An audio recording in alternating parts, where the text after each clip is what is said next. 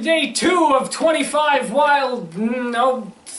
wild Halloween review nights. It's time for another film discussion. Right now we are in the midst of discussing Universal monster films. Yesterday we took a look at Dracula, the 1931 film about Count Dracula. Pretty sure that's obvious just by the title being Dracula. And today we're going to talk about another successful and historical monster film, Frankenstein. Released in 1931, this film, based on the novel written by Mary Shelley, focuses on a brilliant scientist named Henry Frankenstein. He's conducting an experiment that essentially allows him to become God. By going around graveyards and stealing other people's body parts, he puts together his own creation and reanimates it to bring it to life.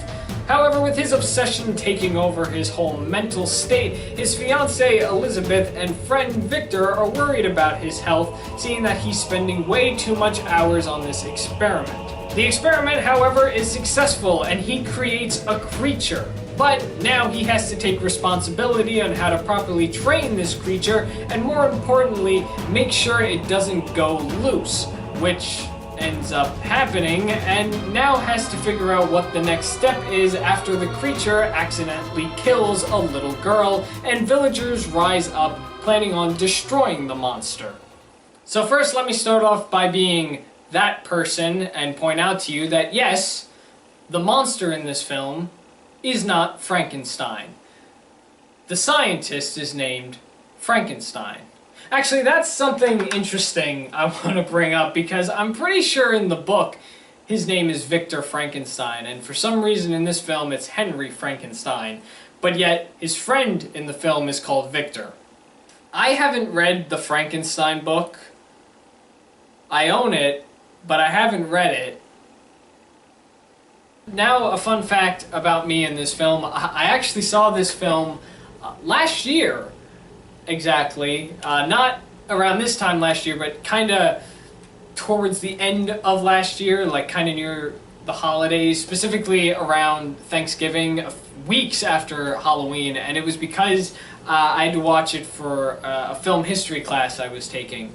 I had a choice of what films I wanted to watch for that specific week, and once I saw Frankenstein, I was like, oh, I'm watching that. You know, at that point I didn't have the idea that I was going to do this Halloween series, but yeah, that's just a little fact. So I actually saw this a year ago, and I enjoyed it. Yeah, the same thing that I said about Dracula, which again I said I'm probably going to end up repeating myself, and I have no doubt that maybe I'll say the same thing when it comes to the next films that I'll be talking about, but I don't know, because you know, now thinking about it, Dracula and Frankenstein, they're the stories that I've heard about the most. I will be talking about the Wolfman tomorrow. There's a spoiler there for you, so expect that tomorrow. And I don't really know the Wolfman's story by heart. Like, I know this story. I know Frankenstein's story because Frankenstein has been referenced in different medias before, and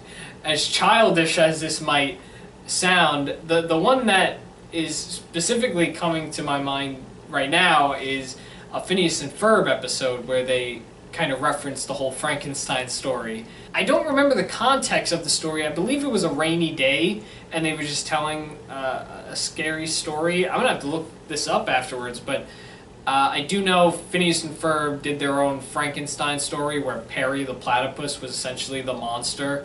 But, you know, going back to what I said about Dracula yesterday and Frankenstein now, you know, I know this story, I know the context of the story, but the fact that I was actually sitting down and watching the story unfold in front of me on screen, I didn't expect a lot of bits. Everybody has been exposed to Frankenstein at some point, whether it's the iconic scene with Frankenstein screaming, you know, it's alive, I did it. I screwed that line up, but you get the gist. That scene where he's screaming, and you know, the scene where the monster comes to life, everybody knows that scene.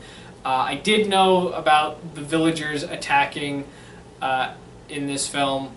But it was like all the little stuff that I didn't know about. Like I didn't know about the beginning. I didn't know about the fiance story or the friends being concerned. I didn't know about everything else that would happen in between the monster's birth and when he escapes. One thing I can tell you I did not expect was the ending, where the monster gets burned in a windmill. I didn't expect that at all. And, you know, I think that's because I knew the monster was coming back. Because I know there's a sequel. There's a film called Bride of Frankenstein, which obviously Frankenstein is in. There's a crossover film in this monster series, Frankenstein versus the Wolfman. Now, you know, of course I probably would have to watch the other films in this series to fully understand how that works, or, you know, maybe read stuff, because I know this is a book, but I don't know if the other films are books. I highly doubt it. Maybe like one or two of them, but, you know, film does different wonders with book adaptations. You know, maybe I'd have to watch the other films to fully understand, you know, how that worked out. But I was just kind of surprised. I'm not going to say I was disappointed that I didn't see something at the end that hinted a possible return. Like, you know, going back to Dracula, I kind of wish they did like a scene where Dracula popped out and scared John. You know, like I expected a scene after the windmill had burned down. Maybe they had shown the windmill was all burned and they showed the monster's body and he was dead and he was disassembled.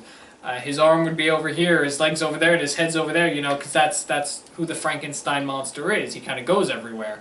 And it would have been really cool to maybe see like the arm move by itself. Of course, you know, I don't know if they would have made that possible because it's the 30s. I was just kind of surprised at that. But, I mean, regardless, I did like the film. I thought it was cool. I felt like I was watching history, and it was actual history that I was interested in watching. I've seen a lot of film history stuff, and by God is it boring. This one I was actually really excited for, because I got to see all this iconic stuff go down. The only other thing I really gotta say, probably the last thing I'll say about this film, is I really like the direction it went in the ending. And, you know, because I did watch it for a class, we did have to talk about it. I wasn't the only one who chose that film. There were a few others that watched it. And there was this discussion about the relation between monsters and humans. And this is a topic that is going to come back up in this series with another film that actually kind of relates to these Universal monster films, which is kind of another reason why I'm starting off with these films, to transition into that next film in the next few days. But the relation with human and monsters is really fascinating. And it all has to do with the idea of being scared. Towards the end of the film, we do see villagers. They're going after the Frankenstein monster because he just killed a little girl. They don't know what's going on, so clearly they want this monster out. You know, the villagers, they become an angry mob, and they're looking for this monster. There's a cool scene with all of them, like, on the mountains looking everywhere. I thought that was pretty cool. That's all before the windmill scene, but, you know, the humans are doing this because they are scared. That's essentially what that is. They're angry, but their anger is brought on by being scared, by fearing this monster. Who knows, maybe he'll kill them next, you know? How do you stop something? You attack it. At the same time, the monster is scared, you know? He didn't intend on killing the little girl. That's just kind of what happened. He doesn't know. He was literally born the day before. It's like you can feel for both these characters, and especially because the monster is essentially the main character in this story. To the Frankenstein monster, everybody else is the monster. And that's something I really admire within these kind of films, that the depiction of like who the real monster is. And again, this is going to come up in the next few days, so you'll kind of see why I'm bringing this up, because it does relate to a certain film that we're going to talk about. But I just really like that whole relationship and connection with who the real monster is in these films. And I guess that's a really good question to also bring up. You know, who is the monster in this Frankenstein film? I mean, the obvious answer would be the Frankenstein monster, but the humans were being a bit more barbaric. You know, they physically burned this guy. So, you know, that does bring up a question, who is the real monster?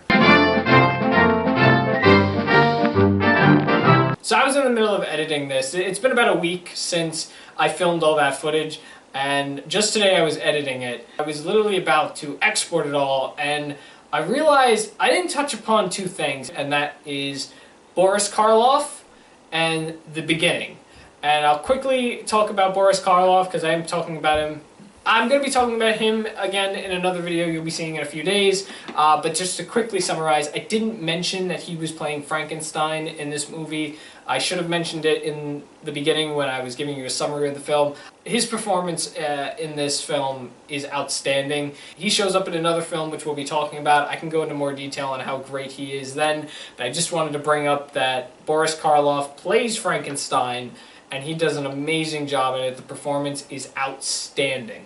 The second thing I wanted to bring up, which is actually what made me want to do this quick little bit to add in before I finish the video, is the beginning. Because after watching all of these Universal films that I'm going to be watching for this project, I remembered that this one had something very unique in the beginning of it that Dracula didn't have, that the Wolfman didn't have, and the other two didn't have, and that is kind of a fourth wall break to introduce the film. The movie doesn't start off with a basic title. It starts off with, what's the guy's name? Edward Van Sloan. Mr. Sloan comes out from a curtain and he warns the audience that the following film might be a bit horrifying.